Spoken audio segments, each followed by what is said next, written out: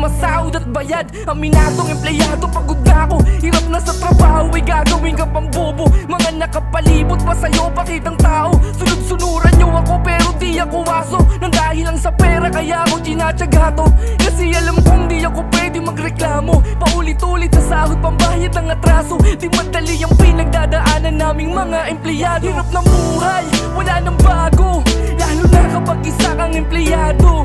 Kahit na anong sipag ay kulang pa rin ang sikap, kinakapos pa rin minsan dinadaing na mahirap-hirap ng buhay. Wala nang bago, lalo na kapag isa kang empleyado. Kahit na anong sipag ay kulang pa rin ang sikap, kinakapos pa rin minsan dinadaing na mahirap. Ilang taon ang tawag sa akin empleyado, kung sino-sino nang tumutok ako'y kontrolado.